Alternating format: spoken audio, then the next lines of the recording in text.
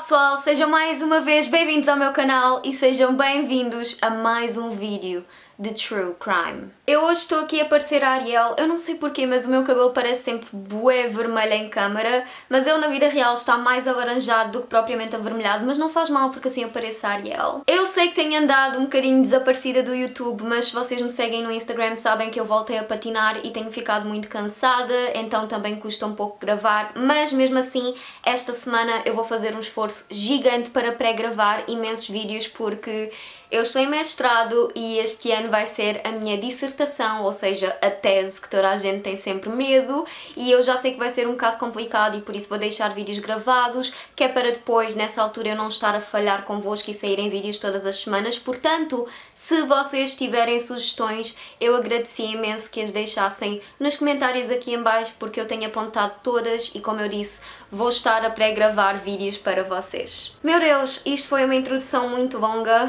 e eu acho que falei muito rápido. No vídeo de hoje, como eu vos estava a dizer, vai ser sobre True Crime e desta vez um caso português. No entanto, não há assim tanta informação sobre este caso. Hoje eu vou falar sobre o caso do elevador de Queluz.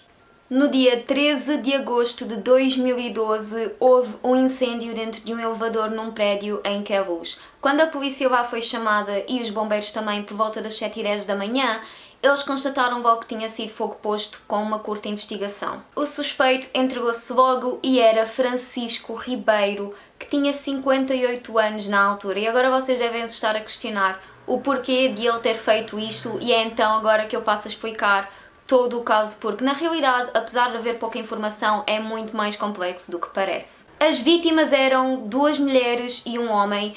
Elas eram mãe e filha, uma tinha 70 anos, a outra 34, e a terceira vítima era um homem de 34 anos também, que tinha sido um detetive privado / segurança já contratado pelas outras duas vítimas. Elas tinham um segurança privado porque já tinham recebido ameaças de morte pela parte do suspeito / arguido, porque ele já é um arguido porque ele entregou-se. E então este criminoso já tinha feito ameaças de morte, elas já tinham ido à polícia. Aliás, houve até uma queixa, eles conseguiram encontrar uma queixa pela parte da mãe, que era a senhora de 70 anos, a vítima mais velha, e a queixa referia que elas tinham sido ameaçadas de morte com uma arma pela parte de Francisco Ribeiro, mas quando a polícia foi investigar e foi ver o carro dele e a casa, não encontraram qualquer tipo de arma e, portanto, acabaram por não fazer nada. Então, elas, como não se sentiam seguras, contrataram o tal segurança privado que andava com elas já há um ano. Elas saíram de casa por volta das 6h30 da manhã, viviam no terceiro andar e o arguido vivia no primeiro andar, portanto, eles viviam no mesmo prédio. E aparentemente a causa disto foi porque uma delas tinha uma clínica de fisioterapia, ou seja, a mais nova, ela era fisioterapeuta e tinha uma clínica. E depois aparentemente o arguido / suspeito, eu não sei o que é que nós lhe vamos chamar, ele aparentemente também tinha uma clínica e não queria ter concorrência, mas depois também por outras coisas que eu li, ele era sócio da clínica dela e queria receber a herança de qualquer coisa. Ou seja, há duas versões, eu não sei bem qual delas é que é a verdadeira, só sei que, muito basicamente, havia qualquer coisa relacionada com a clínica de fisioterapia e aparentemente ele era sócio. Ele sabia as horas a que elas saíam de casa, porque lá está, é uma rotina quando nós saímos da nossa casa, quando eu saio de casa para ir para a faculdade. Claro que os meus vizinhos vão saber a que horas é que eu saio normalmente, ainda por cima todos os dias eu entrava às mesmas horas e portanto os meus vizinhos sabiam a que horas é que eu ia para a faculdade, isso é normal. E tendo em conta que eles viviam no mesmo prédio, era lógico que ele sabia a que horas é que elas costumavam ir para o trabalho. E portanto elas saíram de casa às 6h30 da manhã e estavam com segurança. Eu vou sempre frisar isto porque é mais importante para a frente. E depois ele sabia, saiu e parou o elevador numa zona em que ele estava a meio dos andares, portanto ele estava por cima do elevador. Aparentemente ele diz que foi sem querer, ele queria apenas criar uma barra à porta do elevador, mas, e esta é a parte importante, a defesa diz que o arguido não tinha qualquer intenção em magoá-los, queria apenas assustá-los e que quando o segurança o viu, ele puxou as pernas do arguido e foi então que caiu álcool por cima das vítimas e foi por isso que elas acabaram por arder. Lá está, o que ele disse desde o início foi que queria apenas criar uma barreira à porta do elevador para que eles não pudessem sair e ficassem a pensar nas ações deles, ou delas neste caso, porque a segurança não tinha nada a ver, apenas estava lá para as proteger. Não sei o que é que ele pensava, se ia conseguir fazer uma barreira com sucesso na porta do elevador. Enfim, eu não percebo às vezes a lógica destas pessoas. No dia 5 de 3 de 2014 foi então confirmada a sentença do arguido de Francisco Ribeiro e a sentença ficou em 25 anos de prisão.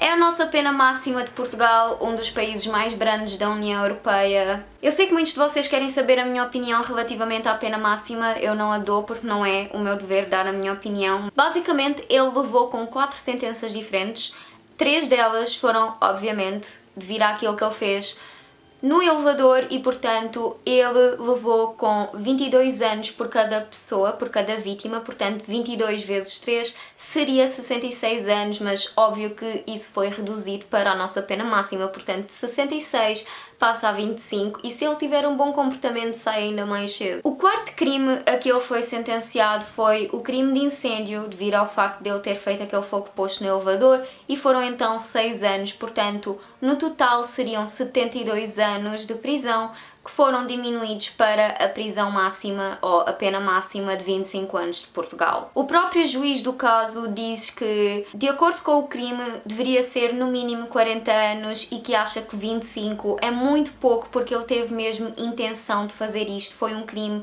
planeado, foi algo planeado, ele tinha mesmo intenção de magoar as pessoas depois de muita análise psicológica, etc. E o próprio juiz do caso diz que para esta pessoa em concreto 25 anos de prisão não é nada. O próprio juiz dirigiu-se mesmo a Francisco Ribeiro e diz: em cúmulo jurídico não seria aceite uma pena inferior a 40 anos. Senhor Francisco Ribeiro, eu espero que me tenha feito entender, o tribunal determinou que o senhor tinha intenção de matar. Essencialmente, o que o arguido usou foi um lenço e um capuz e depois ele comprou 2 sacas de álcool que foram compradas 2 semanas antes do crime, portanto, como eu vos disse, foi um crime planeado, e 2 isqueiros de cozinha, ou seja, daqueles que se usa para acender os fogões. Eu uso isso porque tenho medo dos fósforos, eu não sei porquê. Para além de que lá está, aquilo do segurança era importante porque o coitado estava ali apenas a protegê-las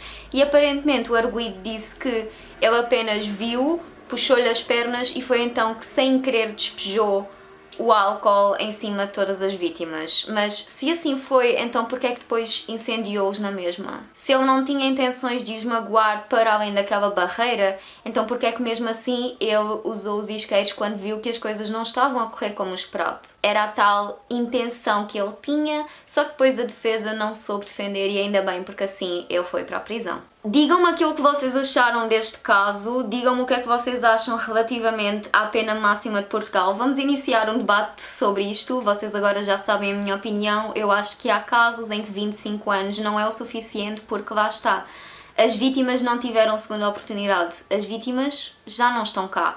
E eu acho que por isso 25 anos não é o suficiente. Prisão perpétua? Não, eu não apoio prisão perpétua. Mas pronto, eu quero saber a vossa opinião relativamente a isto. Eu sempre tive muito interesse, só que quando eu vos peço para comentarem sobre qualquer coisa, vocês não comentam, então se calhar é um debate que eu iniciei para ficar a falar sozinha. Eu espero que vocês tenham achado o vídeo interessante. Então, adeus até ao próximo sábado. E sim, o vídeo vai sair no sábado porque eu vou já começar a pré-gravar mais vídeos.